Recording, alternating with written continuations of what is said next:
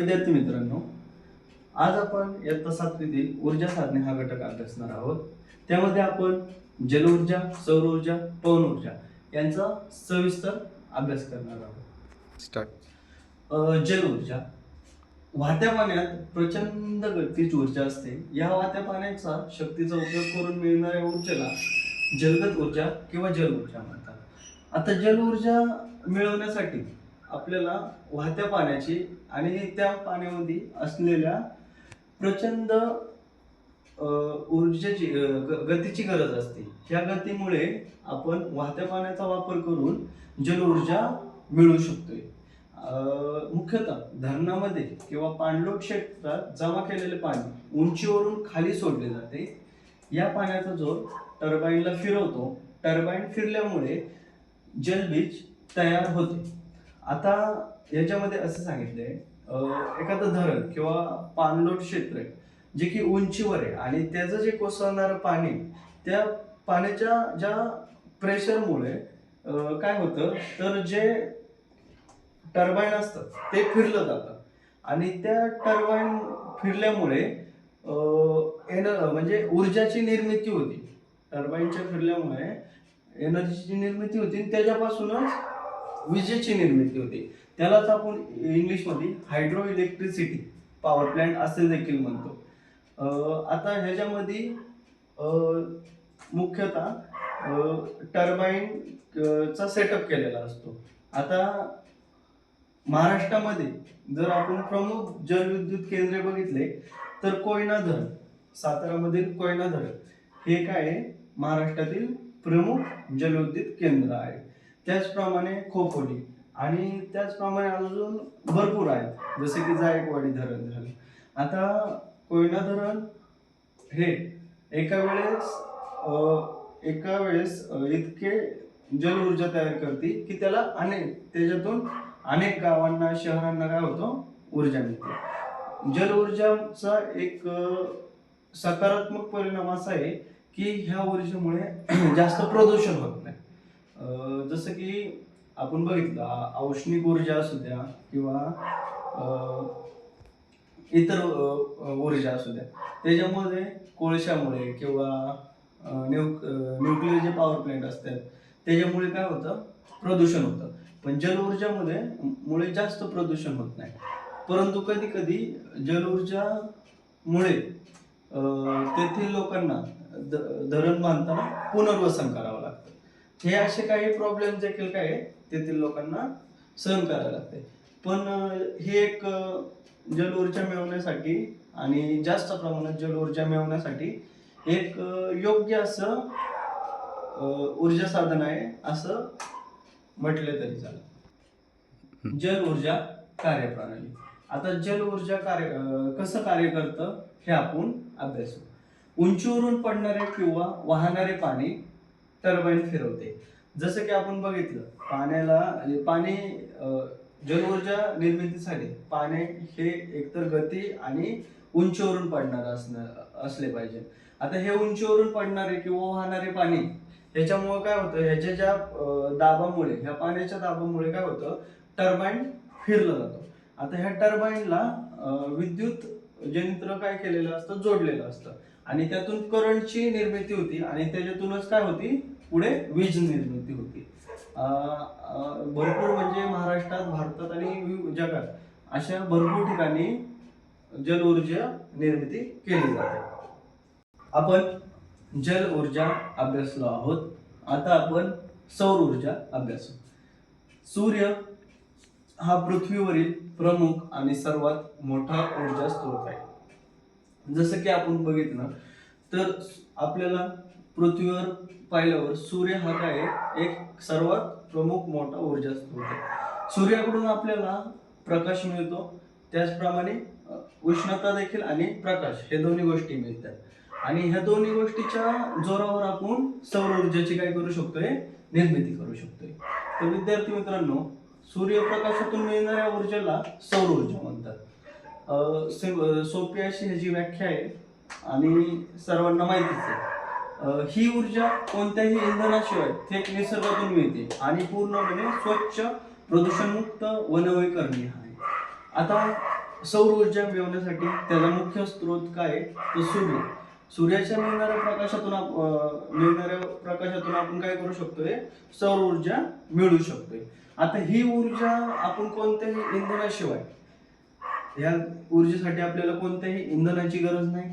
त्याचप्रमाणे थेट ही ऊर्जा आपल्याला निसर्गातून मिळते आणि पूर्णपणे कशी आहे? स्वच्छ अशी. याचा कोणत्याही सजीवांस त्रास नाही, कोणत्याही वनस्पतीला, कोणत्याही सजीवाला, कोणत्याही मानवाला ह्याचा त्रास नाही, कोणत्याही जैविक अजैविक घटकाला ह्या सौर ऊर्जेचा त्रास होत नाही. तसंच त्याप्रमाणे ही ऊर्जा प्रदूषण मुक्त आहे. या ऊर्जेमुळे कोणतंही प्रदूषण होत नाही. काही ऊर्जा निर्मितीमध्ये आपण बघतो की मोठ्या प्रमाणात कारखाने असतात आणि त्याच्यातून मोठ्या प्रमाणात प्रदूषण होते. तेथील लोकांना, तेथील वनस्पती प्राणी असतील त्यांना त्यामुळे मोठ्या प्रमाणात त्रास होतो.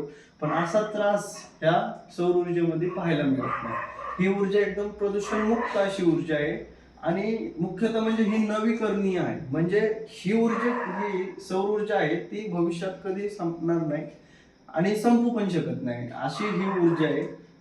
ह्या ऊर्जेमुळे आपल्याला जास्त प्रमाणात ऊर्जा निर्मिती करता येते आणि ह्या ऊर्जेचा आपण हवा तितका वापर करू शकतो योग्य प्रमाणात. ह्यामुळे ही ऊर्जा कशी आहे? नवीकरणीय आहे. आता आपण सौर ऊर्जेची कार्यप्रणाली बघू की सौर ऊर्जा कसे काम करते. आता सगळ्यांनाच माहिती आहे सौर ऊर्जा आपल्याला सूर्यापासून मिळते, पण ते काम कसे करते आपण हे देखील अभ्यासू. आता सौर पॅनल सूर्यकिरणांचे विद्युत ऊर्जेत रूपांतरित करतात. आता तुम्ही विद्यार्थी मित्रांनो जर हे पाहिले तर हे काय आहे? सौर पॅनल आहे. आता हे सौर पॅनल काय करतात? सूर्याचे, आता समजा हा सूर्य आहे आणि ह्याचे जे किरण येतात त्याच्या प्रकाशापासून हे काय करतात? ह्या सूर्यकिरणाचं विद्युत ऊर्जेत रूपांतर करतात. ह्या सूर्यकिरणांचे विद्युत ऊर्जेत काय करतात? रूपांतरित करतात आणि त्याच्यापासून काय तयार करतात? म्हणजे त्याच्यापासूनच आपल्याला काय मिळते? ऊर्जा मिळते. आता ह्या ऊर्जेचा वापर कुठे करतात? तर ह्या ऊर्जेचा वापर घरगुती व औद्योगिक वापर. आजकालच्या जर युगात पाहिलं गेलं तर आपण सौर पॅनल बघतो प्रत्येक घरावर. सद्यस्थितीला आपण सौर पॅनल बघत असतो. त्याचप्रमाणे मोठ्या मोठ्या औद्योगिक ठिकाणी देखील याचा वापर केला जातो. ही स्टार्टिंगला म्हणजे सुरुवातीला खर्चिक असते, पण नंतर हिचा वापर आपल्याला आयुष्यभर करता येतो. चीन सारखे तसेच अमेरिका सारखे विकसित देश सौर ऊर्जेचा योग्य वापर करताना दिसत आहे. त्याचप्रमाणे भारत देखील आता आपला सौर ऊर्जेमध्ये काम करत आहे हे दिसत आहे आणि घरोघरी सौर ऊर्जा आता सर्वांनाच माहिती आहे. त्यामुळं सौर ऊर्जेचा वापर हा दिवसेंदिवस वाढत आहे आणि तो आपल्या मानवासाठी उपयुक्त आहे. याचा आपल्याला कोणतीही इजा नाही, कोणतेही आपल्याला ह्याच्यापासून प्रदूषण नाही. स्वच्छ अशी हरित ऊर्जा आपण ह्याला म्हणू शकतो. जसं की आपण सौर ऊर्जा, जल ऊर्जा याचा अभ्यास केला, त्याचप्रकारे आपण पवन ऊर्जेचा अभ्यास करू. हवेच्या हालचालीमुळे निर्माण होणाऱ्या गतिज ऊर्जेला पवन ऊर्जा म्हणतात. पूर्वीपासून वाऱ्याचा वापर अनेक गोष्टीसाठी केला जात आहे. उदाहरणार्थ शिडाच्या सहाय्याने चालवणारी जहाजे, वाऱ्याच्या गिरण्या इत्यादी. पण आधुनिक काळात पवन ऊर्जेचा सर्वात महत्त्वाचा उपयोग वीज निर्मिती करण्यासाठी केला जातो. आता ह्याची व्याख्या आपण आधी अभ्यासू. हवेच्या हालचालीमुळे निर्माण होणाऱ्या गतिज ऊर्जेला पवन ऊर्जा असं म्हणतात. हवेच्या हालचालीमुळे आता आपण हवेच्या हालचालीमुळे ही ऊर्जा आपण काय करतो? तयार करत असतो. त्यालाच आपण पवन ऊर्जा म्हणतो. त्याचप्रमाणे आता वाऱ्याचा वापर हा आधीपासूनच मानवाला माहिती. त्यामुळे सुरुवातीला त्यांनी काही उदाहरणे दिल्या. शिडाच्या सहाय्याने चालणारी झाली. जसं की आपण बघितलं की जहाजाच्या वर जे शीड असते त्याच्या सहाय्याने त्याच्या वाऱ्याच्या दिशेने आपण ते काय करत होते? आधी जहाजे चालवत होती. त्याचप्रमाणे वाऱ्याच्या गिरण्या इत्यादी गोष्टी आधी होत्या. त्याचप्रमाणे पण आता आधुनिक काळात ऊर्जेचा हवेच्या ऊर्जेचा महत्वाचा उपयोग काय आहे तर वीज निर्मिती करण्यासाठी. मोठ्या प्रमाणात अशी वीज निर्मिती आपण पवन ऊर्जाच्या सहाय्याने करू शकतोय. आपण बघितलेल्या ज्या दोन्ही ऊर्जा जशा स्वच्छ विरहित प्रदूषणमुक्त होत्या, तशीच ही ऊर्जा देखील प्रदूषणमुक्त आणि स्वच्छ अशी आहे. ह्या ऊर्जेला देखील आपण हरित ऊर्जा असे म्हणू शकतोय. ह्या ऊर्जेचा देखील आपल्या सजीवांसाठी काही त्रास नाहीये. ही ऊर्जा देखील उपयुक्त अशी आणि जास्त प्रमाणात तयार केली जाणारी ऊर्जा साधन आहे. आता महाराष्ट्रामध्ये सातारा जिल्ह्यामध्ये चाळकेवाडी पवन ऊर्जा प्रकल्प, त्याचप्रमाणे ब्रह्मनवेल पवन ऊर्जा प्रकल्प सातारा जिल्ह्यातील हे काय आहे एक प्रमुख ऊर्जा प्रकल्प आहे, पवन ऊर्जा प्रकल्प आहे. त्याच्याद्वारे मोठ्या प्रमाणात वीज निर्मिती केली जाते. महाराष्ट्रातील प्रथम पवन ऊर्जा प्रकल्प सिंधुदुर्ग जिल्ह्यात उभारला गेला. आता पवन ऊर्जा प्रकल्प उभारण्यासाठी काही ठराविक उंचीची गरज असते, जिथे वारं चांगलं वाहत असतं आणि त्याच्यामुळे तुम्हाला माहितीच आहे पवन चक्की जी असते त्याच्या ज्या पात्या हलतात त्याच्यामुळे काय होती ऊर्जा निर्मिती होती. जसं की आपण अभ्यासलं सौर ऊर्जा, जल ऊर्जा जशी प्रदूषणमुक्त आहे, तशी पवन ऊर्जा देखील मानवासाठी उपयुक्त अशी आहे. त्याचा मनुष्यासाठी, प्राण्यांसाठी, वनस्पतीसाठी कोणतीही अशी हानी नाही असा हा पवन ऊर्जा कार्यप्रणाली. आता आपण अभ्यासू पवन ऊर्जा कशी कार्य करते, ती कशी चालते. आता पवन चक्कीच्या पंख्यांना वारा लागल्यावर ते फिरतात. आता सर्वप्रथम ह्या ज्या आहेत त्या काय आहेत विद्यार्थ्यांना, पवन चक्क्या आहेत. असं स्ट्रक्चर असतं पवन चक्क्यांचं. आणि हे पवन चक्की जेव्हा वाऱ्याच्या साहाय्याने हलतात तेव्हा काय होतं ते फिरतात. आता फिरल्यामुळे ह्याच्या आत देखील काय असतं टर्बाईन असतं. जसं आपण बघितलं जलविद्युत प्रकल्पामध्ये टर्बाईन असतं, त्याचप्रमाणे टर्बाईन ह्याच्यामध्ये असतं. आणि टर्बाईन फिरल्यामुळे विद्युत जनित्र हे होतं आणि करंट तयार होतं. आणि करंट तयार झाल्यावर काय होती वीज निर्मिती होती. ह्यामध्ये दाखवल्याप्रमाणे आपण बघितलं जसं की जल ऊर्जेला टर्बाईनची आवश्यकता असते, त्याचप्रमाणे पवन ऊर्जेला देखील टर्बाईनची आवश्यकता असते. ह्या टर्बाईनच्या फिरण्यामुळे ते जितकं जास्त फिरेल तितकी काय होती वीज निर्मिती ह्याच्यामध्ये होती. आता विद्यार्थी मित्रांनो, आज आपण काय काय अभ्यासलं आणि त्याचे काय फायदे, ऊर्जा साधनाचे फायदे आता आपण बघूया. आता ऊर्जा साधने कसे नवनिर्मित आणि अक्षय, आज आपण जे पाहिलेले ते कसे नवनिर्मित आणि अक्षय ऊर्जा स्त्रोत आहेत. जसं की ते आपण भविष्यात कधी न संपणारे आपण त्याचा नेहमी काय करू शकतोय लाभ घेऊ शकतोय. पाणी मोफत आणि सहज उपलब्ध होतं. जसं की बघितलं पाणी हे सगळीकडे सहज आणि मोफत उपलब्ध असतं आणि आपण त्यातून जल ऊर्जा प्रकल्प उभारू शकतोय. हे सगळे प्रदूषणमुक्त असे ऊर्जा उत्पादन आहे. आता जसं पाणी मोफत आहे तसंच हवा पण मोफत आहे, सूर्यप्रकाश पण मोफत आहे, बरोबर. त्यामुळं आपल्याला हे सहज उपलब्ध पण आहे आणि आपण त्याचा वापर करू शकतो. आता ह्या सगळ्या ऊर्जा होत्या ज्या प्रदूषणमुक्त अशा ऊर्जा आहे. त्याचप्रमाणे जलविद्युत प्रकल्प दीर्घ काळ चालतात. जे जलविद्युत प्रकल्प आहे ते जास्त काळासाठी चालतात.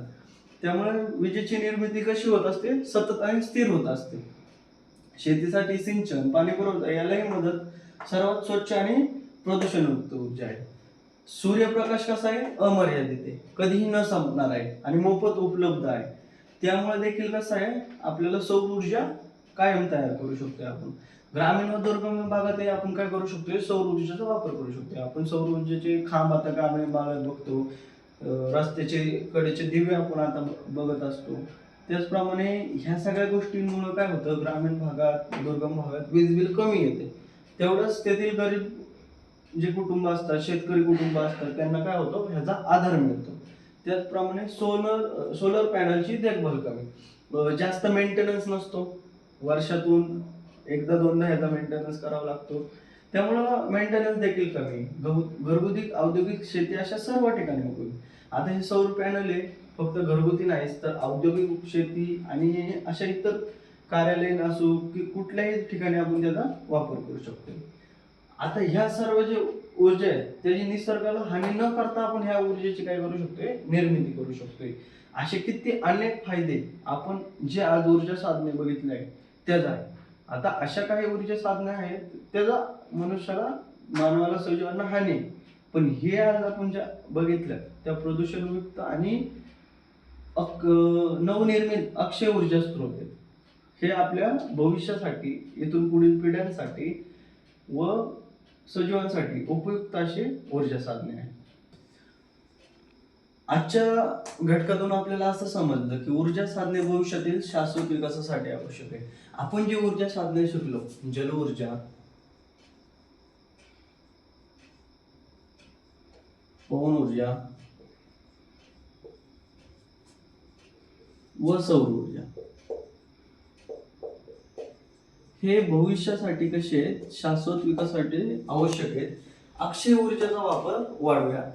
ह्या ऊर्जेचा वापर आपण काय केला पाहिजे, वाढवला पाहिजे. आपण औष्णिक ऊर्जा, त्याचप्रमाणे इतर ज्या ऊर्जा आहेत ज्याचा आपल्या मानवास हानिकारक आहे त्या ऊर्जेचा वापर कमी केला पाहिजे. आणि हे सर्व केल्यावर प्रदूषण देखील काय होईल, कमी होईल.